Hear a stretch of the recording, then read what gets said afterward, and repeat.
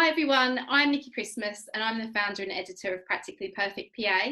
Today we have two amazing assistants with us who are going to be talking about how you work with an executive, particularly around how you work with an executive who maybe hasn't had an assistant before, or it's a new relationship and you are just starting to build rapport and work together.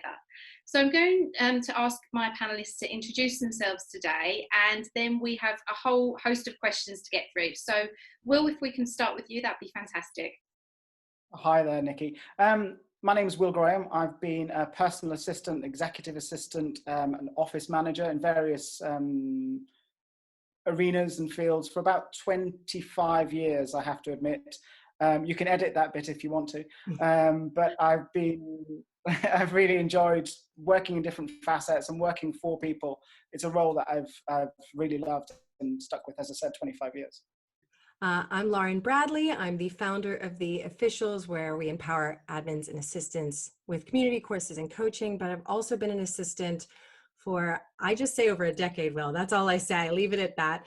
And I have, like Will, been a PA. I'm a private household PA to high net worth individuals. I've been an EA to the youngest female CEO in the UK. I've worked in New York. I've worked in London. I've been an office manager, a temp. I've done it all. And so I'm really excited to talk to you guys today. Thank you. Now, as I said, we've got an absolute ton of questions to get through, but there's one that I always like to start with when I host panel sessions, and I think it gives a good introduction into how you work and the value that you bring to the role. And Will, I'll start with you. What is the one thing that you have done in the course of your career that's had the most impact on your career and those that you've supported as an assistant? I think it's difficult to bring it down just to one thing, but if I did have to really distill it down, I think it's trusting my instinct, learning a little bit of gut instinct, which is something we feel in everyday life, but all too often ignore. And that for me has worked very well. Okay, Lauren, over to you. What would you say is one thing that's been the most impactful for you? That's a really, as Will said, it's a good question, but it's a hard question to answer in one. But I would say when I made a mindset shift, and I'd actually come out of a really great role, and I think that helped me solidify this mindset. And I had moved back to the UK, and I decided the next role that I went for, I was going to come in as an equal partner, and I would no longer be subservient and be the, walking in at first, for many years, I was like, okay, great, show me what to do. I'm here to help. I'll do whatever you want. And then I decided, and then I had a role where I was properly an equal partner. It just, I had a great boss and I worked for a great company. And this was my first role going into a private household. And thank God I made this mindset shift before going into working for a high net worth individual. And I went in as an equal, and I went in as a business partner, and I very much, and I teach this to other people, it's just, we're all human, so why would I ever be afraid to talk to another person? We're all born the same, we're all peers, whether you have CEO as your title, whether you have 25 million in the bank, it doesn't matter. And it was the best thing I ever did, because I set the tone from the interview, from the very first second they met me. So I didn't have to claw that back like I felt like I'd done so many years in other roles where I thought, oh, they'll respect me. And I was really giving away my worth for all those years, and then having to claw it back. And here I went in, and it was such a light bulb moment, and it feels so silly now because it seems so common sense, but I think it's something that we're plagued with in our industry, especially a lot of women. And when I made that decision, it was the best decision I ever made, and it was silly that I hadn't been doing it all along.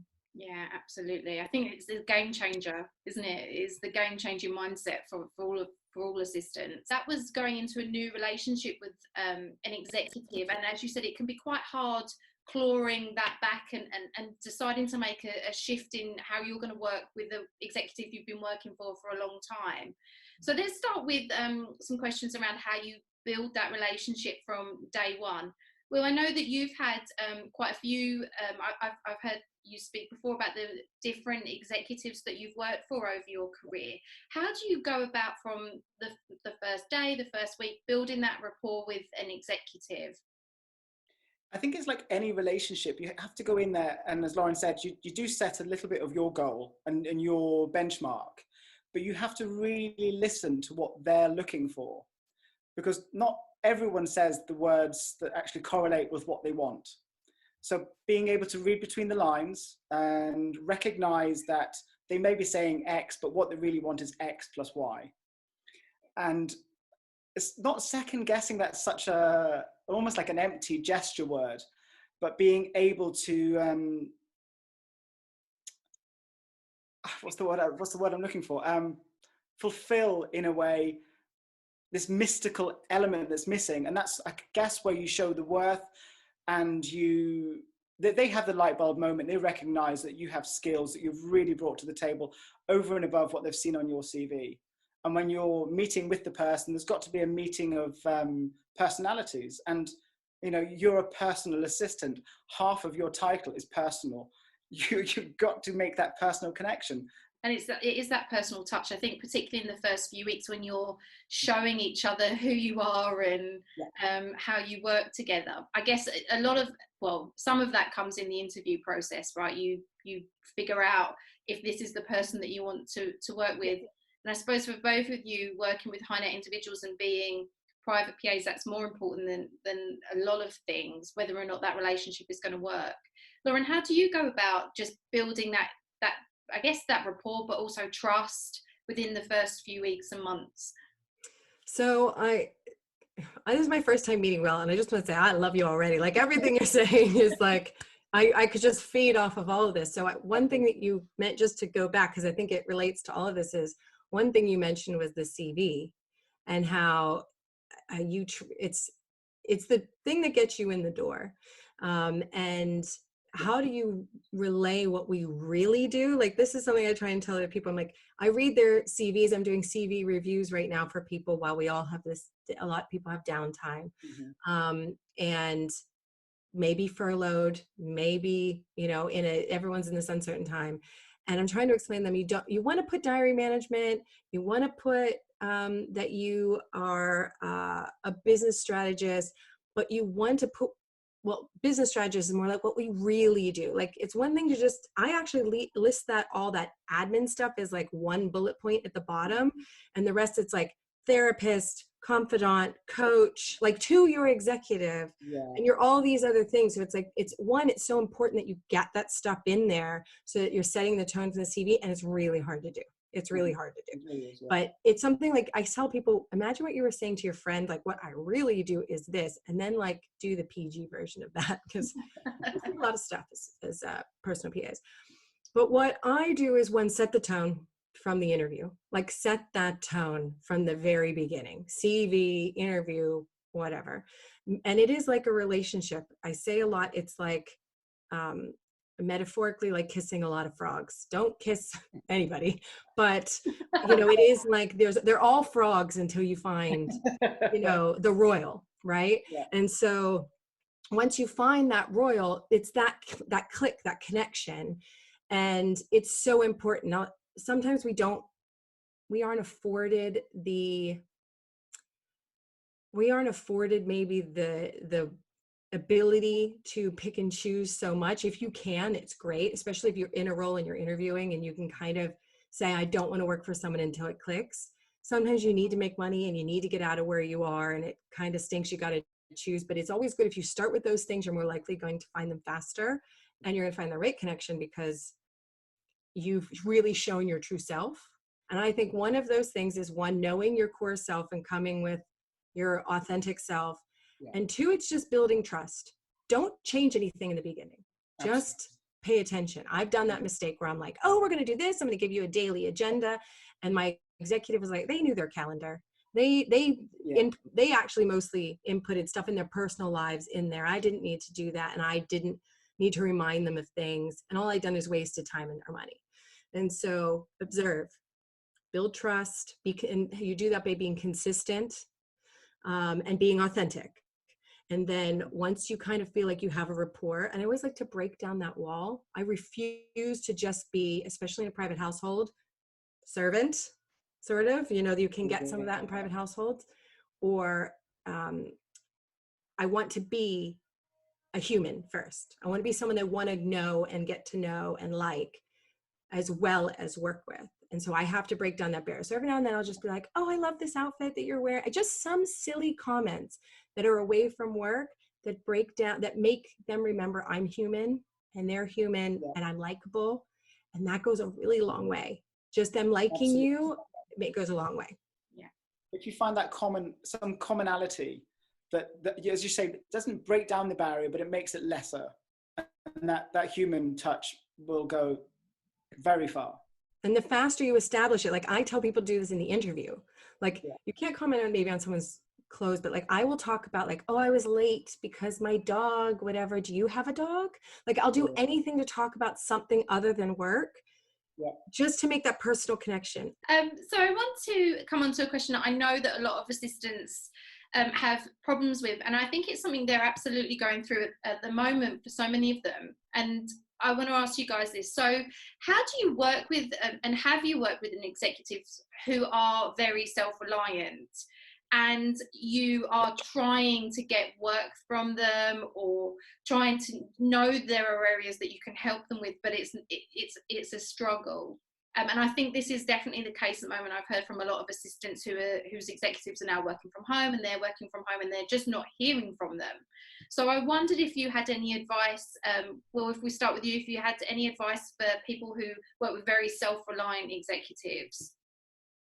I think as Lauren was saying, when you start off that relationship and you build up a thread, keep hold of the thread of the commonality, keep hold of that, because a lot of people work autonomously and it's about ego and control, and that can work on both sides. So sometimes, and I know a lot of personal assistants, and there can be a huge ego there as well. So you need to be careful you're not stepping on their toes. You need to be careful that they don't think you're trying to take something away from them. So by building up that rapport from an early point, they'll know you're not trying to step on their toes. You're not trying to be them in any way. So it's reminding them that you're there for them, not in a subservient way, but in a sort of symbiotic way. So it is difficult, and sometimes you have to bite your tongue, but I think you just have to be consistent and keep saying, I know I can pick this up for you. I know you're busy, and recognize that they're busy. I wouldn't start just doing things without their permission, because there may be reasons why they're doing it, and they may be very controlling. They may be feeling under pressure from someone else in the business, and you don't want that to snap, and that could really break that thread of trust. So for me, I would just consistently and constantly remind the person you're working for, the people you're working for, that you're there to help, you're there to assist in any way you can. Obviously there are parameters, but just keep knocking on the door, and eventually they will let you in. It's so true. Consistency is such a strong word for assistants, isn't it? And showing up every day. Absolutely. Yeah. Lauren, is there anything you'd like to add there? So I've been really lucky in that I don't feel like I've ever had someone truly, only once, and they really just didn't know how to work with an executive assistant. Honestly, they've tried over and over again. They've gone through several, and again, I'm going to liken it to a relationship: is how much can you change someone? And you know, we're all human, and so sometimes you have to decide when it's time to go. And what you thought was great in the interview is never, like, they may have all good intentions, but they're never going to let it go. Mm-hmm. And you're like, well, my job at this point in my life is not to retrain you.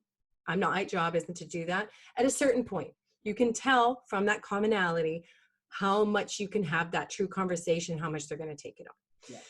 But I always try and do three things when I'm working with someone. And I also think maybe part of this is that I think I'm pretty intuitive.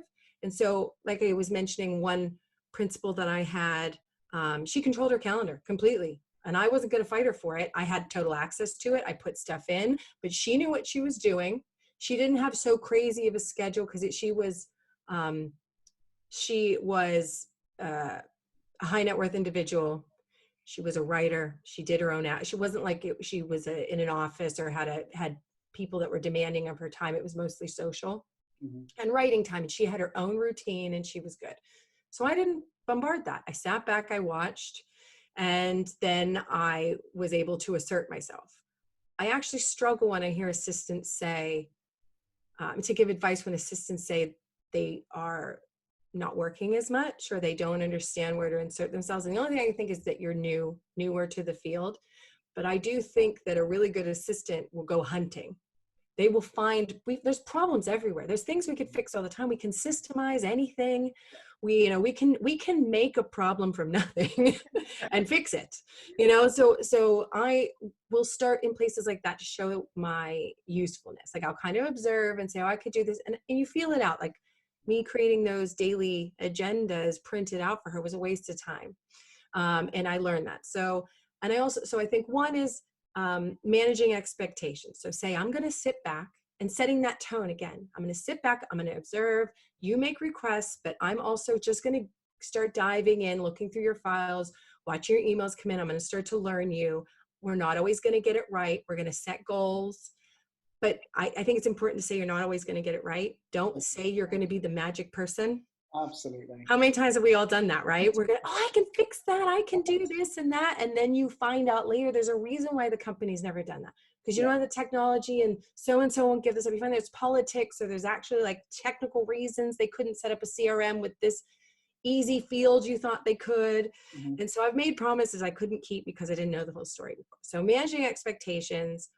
And then if you're trying to get it off of them, make it convenient and show them how cost effective it is. Yeah. So make it really easy for them to take it off of them or explain to them why this is a convenience to them. And then also explain how, especially if they work somewhere or if they're paying you, like especially a PA in a private household, they know exactly what they're paying you. They know exactly where their money is going. They are very like cost conscious. So sometimes like I've been asked to return a jumper to Uniqlo or something. And I'm like, okay, you pay me this much for my time. If I walk down there and return this, you've now overpaid.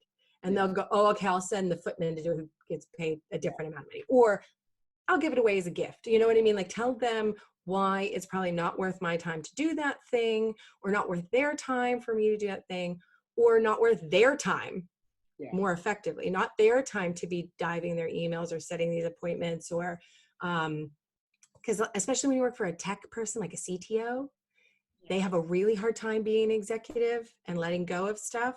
And so I think that's a really effective way to do it. Say how it's convenient, how it's cost, give them a cost analysis, say you could be doing this with your time, and then just managing expectations. Those are my 3 things that I try and do. Absolutely, I couldn't agree more. It's also, as you were saying, Will, it's working out who they are and where their control is and where their comfort blanket is. I've worked with executives before that really don't want to give up their emails, and it's because that's their comfort, that's their thing that they know that they can do, and if they clear out their emails, it makes them feel better.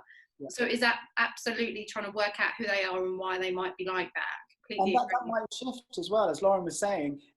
Allow your principal to not necessarily set the boundaries, but allow them to shift where their comfort is with what you do. As you're saying, the emails, I've worked with people who have literally from day one said, go for it. Emails, inbox, outbox, yours. It's almost like they don't have that boundary there. Yeah. Yeah. Yeah. It's actually really easy. It's really nice. If you work for someone that's from money, has money, people around them. Like I had passwords to the squillions in the bank's account, like from day one.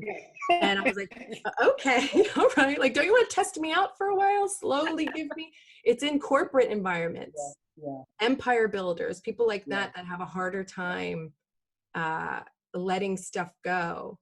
And, but in a private household, man, I mean, I've seen photos I shouldn't have seen. Like I didn't want to see. I'm seeing everything. You see that in organizations as well. That's absolutely true. And one of the things I often say to assistants who work more in business is, particularly around maybe email, it's you need to remember that sometimes that is all your executive is doing, and if you take the emails away from them, they don't have much of a job left because they don't know what to do outside of being in their inbox. So and that's where you kind of can become a coach. If you know they're good and you believe in them, which is probably why you worked from them anyway, hopefully, then you start to go, you know what, that's fantastic. I really love that thing that you did. What, can we set this up? How do we move forward with this? Because, you know, this email is a waste of your, you know, this isn't a great time. And get them excited, feel out how excited they start to get about it. If they start to panic and they're not doing great, then, you know, maybe it's a really good title that's going to be good for the next job. And you just ride out the fact that you don't have that much to do, and you work on things that you want to. You can build, you can still find projects without having email.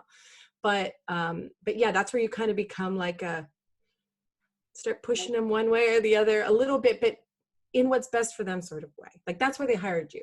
I want to touch on another element I know is something that a lot of assistants struggle with, and I don't know if it's necessarily the case working with private households, but it certainly is when you work in a, you know, incredibly big organisation that's fast paced. And that's how you stay in the loop on staff, and how you make sure that you're aware of what your executive is doing and where they're going and where their objectives lie, how you can fit in there. Have you got any advice you can give for our attendees on how to keep in the loop on what's happening?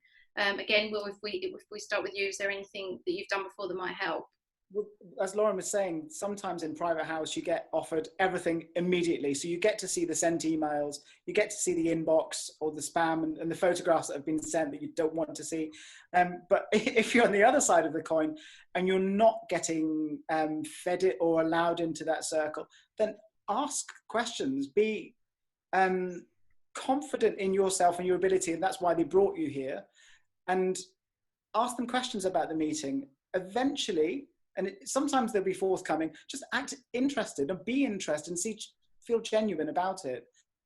And they will start to share things with you. And from that, you can revisit it in another conversation and show interest and maybe build on it, do some research about it and assist them.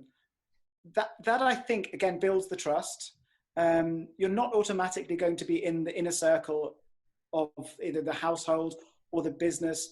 That's not necessarily why you're there, but your principal will recognize your ability if you build on those past conversations and remember the things that they were feeling maybe a bit nervous about before the meeting. Ask them how it went. Is there anything you can do to help them for the next meeting? To ask them basically to download what they're comfortable with from that meeting, and from that build and revisit, but always knowing when to stop. If they start to look uncomfortable or you feel like you're overstepping the mark, learn to literally bite your tongue. It's such an important point, because sometimes assistants forget you are allowed to ask questions. You don't have to know everything. Absolutely. And actually asking good questions is a really good thing. Would you agree, Lauren? Yeah, I'm not very good at biting my tongue. I think it maybe was the American part of me, but I would say I'm going to steal something from Ebony Bellhumer, who her and I just worked together on a course on remote assisting, and she's like the remote assistant. And one question that kept coming up was, especially right now during remote working, is people that were really useful and were in all the meetings are not being in these Zoom calls. They're not being invited into these calls that normally would have walked right in with their executive.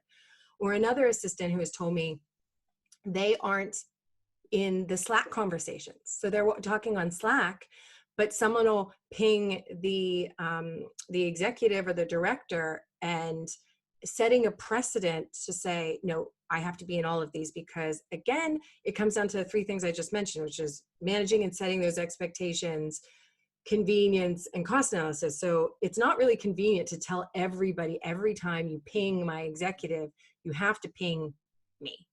But the cost analysis there is to say, when you're having a hard time getting this information, is say, okay, I could have been in that meeting with you for an hour, in which I'm really good at multitasking. So one, I'm paying attention and I'm going to follow up on all this, and all this is going to get done because I've collected this data without you having to do anything. Or I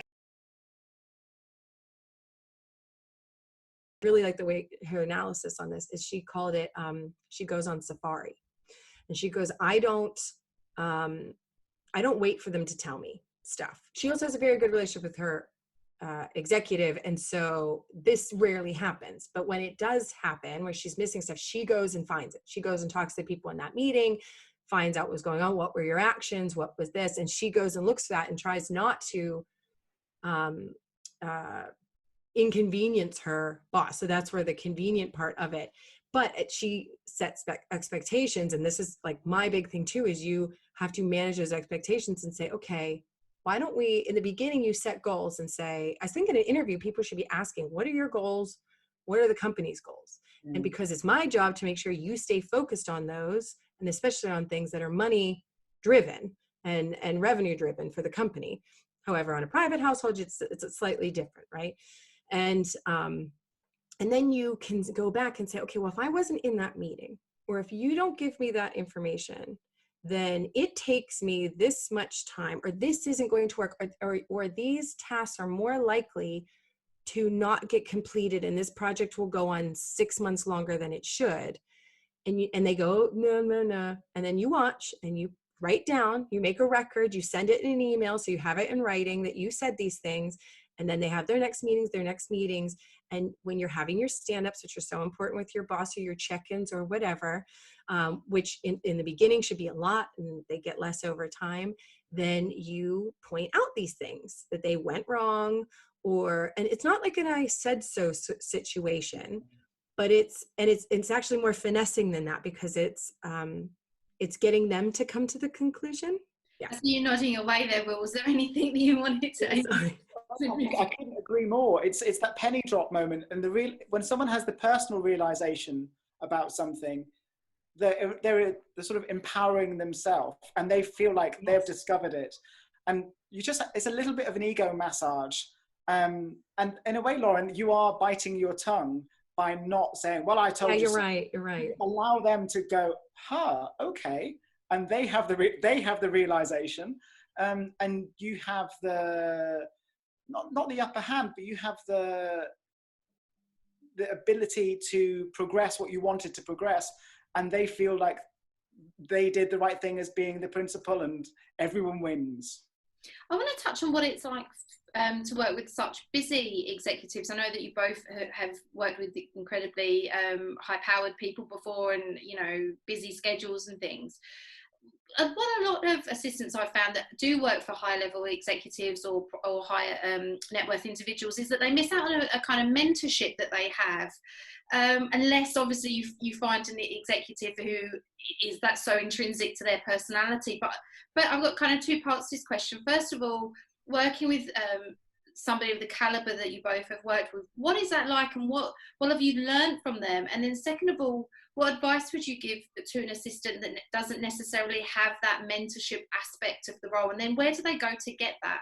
So we'll just, the first part of that question, what have you learned from the executives that you've worked with, and how have you put that into how your career has moved forward? I was lucky enough to work for an astrologer for 13 years, quite a famous astrologer, who is from LA. So she doesn't have that English resistance to saying how it is. And I learned from her that actually sometimes you should say it as it is, not in an aggressive or confrontational way, but in a real way, because that's conversation. You get there quicker, you come to a resolution, and that in a way built my confidence as a person as well. So being able to say, well, I think my skills are better used like X, Y, and Z, or praising the person, being able to praise and accepting praise, that directly came from, I believe, her being American, and just vocalizing that emotion. And I've learned to embrace that. I wouldn't say, I think I've had one boss that I felt was like what you would consider a mentor, like where she really was invested in me fully, in like, let's learn together. How are you doing? What stage do you want to be at? Like that. And she was head of people. Wow, okay. She's amazing. Shanoz, if you're watching, I love you. Other than that, everyone's my mentor. I'm watching everything. Any charismatic leader I've ever met or heard on TV, I say this to other people. It's, again, how do you play it over and over and over again so that it then becomes your reality and the anxiety level goes down and you just feel like you can do it. And so if I'm going to ask for a raise, how American am I? If I'm going to ask for a raise, yep, then I will think about one of the really charismatic leaders that I had. Someone I don't particularly think was a good leader, but he was very charismatic. Whenever he spoke, people just wanted to do what, like they just wanted to please him and do the thing and be part of the team. And half the time he was talking rubbish, right? But he had this pull, and it all comes from this like knowing, this deep, relaxed sense of self, where they're just like, they don't even say anything, but you don't want to disappoint them, right? And so I will speak in his voice in my head, and I'll be brushing my teeth, and then I'll start talking and saying, like, I go, what would Richard do, or what would so and so do? And I have several of those examples, and I use them at different times in my life, and I channel them. Well, I'm lucky enough to be a member of the I don't like the term Association of Celebrity Assistants, but in there you can ask people that work at the same level as you, for people who are celebrities or high net worth or people with a certain level of expectation. You can say, guys, they're going to New York, what's the best restaurant? Or they want to go to the best gallery. And you don't need to know all the answers. But Exactly. if you know who to go to get the answers. And you know what questions to ask. Exactly. Absolutely. Yeah, exactly. That's what sets you head and shoulders above everyone else. And find your niche community. Like that's a niche community. No, not, I mean, there's stuff people can learn from that, but you need to be in that niche community, because there's going to be international stuff. There's going to be stuff about contracts and like where there's going to be specific stuff to their work that only like producers and handlers and stuff like that are going to be able to have access to. So join as many communities as possible. Find your niche, but more information. It all comes down to information. Take the information, watch, observe. And be an active part of it as well. I think that you need to engage. It's like joining the gym. You're not going to lose any weight by paying the membership fee. You need to go. That's 100% right. Yeah, I agree. It's so true. And yeah, I absolutely 100% agree with both of you. Strong networking, being in a strong network is so important. And if you work with a busy executive that, you know, has got a lot of pressure and doesn't necessarily have that mentoring aspect, you absolutely can find it in other areas, particularly in assistant networks. That is absolutely true. I have a couple of questions there for you both. I thought a really interesting question to ask both of you was around how you can get into the inner circle. We've spoken about it doesn't come straight away. There's some consistency that you need to do. If you are finding that you are not being allowed in, and you are not getting the respect or being able to add the value that you know that you can add to the role, what then? What are the next steps? Lauren, if we can start with you, what would you say to our delegates if they are finding themselves in that situation? That's one. If you are in that situation, I feel for you. I feel for you deeply. There's two avenues here. One, if you feel like you're stuck, you really, really can't go. You've got bills to pay. Like right now, there's people that cannot afford to lose their jobs.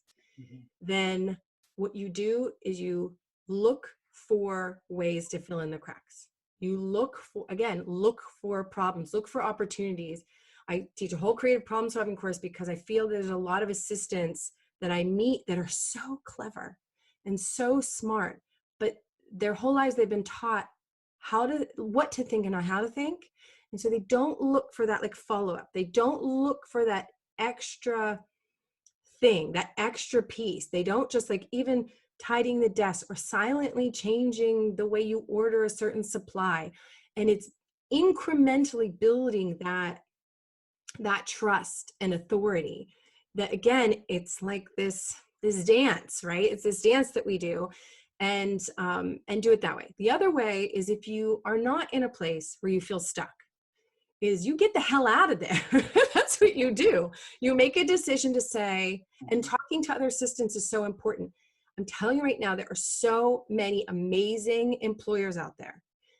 People that are garbage employers, again, it's like a relationship. They may always be that way. You have to really assess the situation, and going back all the way to what Will said in the very beginning, which is trusting your gut and just knowing when you got to call a spade and move on. I couldn't agree more with what was said. I would underline it 100%. The only thing that I would add is that if you feel that you're not being valued, that could be your perspective. So you might need to just step back a little bit. You can't necessarily change that person, and that's not what you're necessarily there to do. Imagine we all have that one relative that annoys us. We can't change them, but we have to learn to live with them. But bide your time in the job.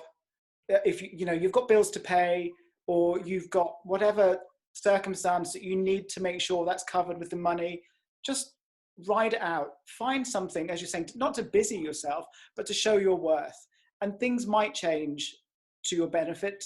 If not, as you're saying, keep applying, keep looking, and don't be afraid to tell your peers, people in your network group, that you're actively looking.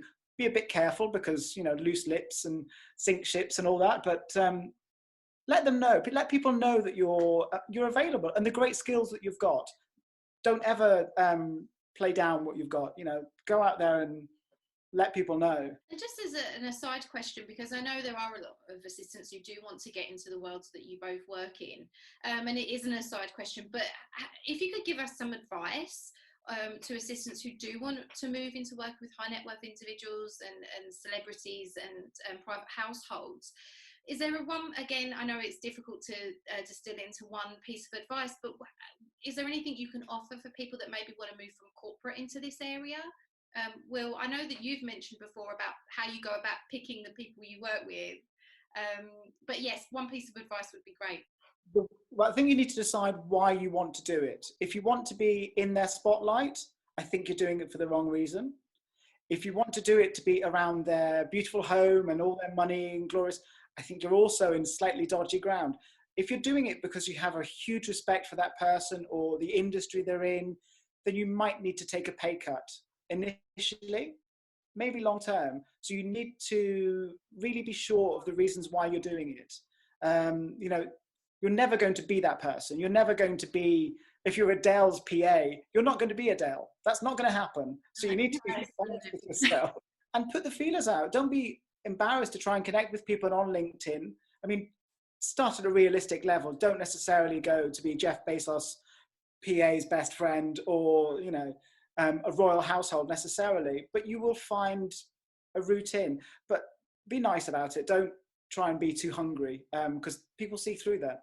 If you know a private PA and you meet them at an event and you have a good relationship and they kind of feel like you're someone that is a good safe hands, they might suggest you somewhere, but it's a reflection on us. So you better, don't mess that up. Like, make sure that you follow through, that you answer, reply to their text as soon as they text you or something. Like, just make sure you're showing you're consistent and authentic, right? That's really important. And then they'll trust what we say. Because I've placed like 3 or 4 people now, because I just know, and just because of my connections, somehow the Dubai royal family have my number. They keep calling me for nannies and governesses. So if anybody's your governess out there as well, please contact me, because I don't know anything and they keep calling me. But I have no idea. I know now how they got my number, but I couldn't figure it out. But they keep calling me because they know I'm trusted. And so one way is getting to know someone in the industry already. And as Will said, go on LinkedIn, look up big keywords would be, we often put what's high net worth, HNWI in our ultra high net worth individuals. We usually make it an acronym. And then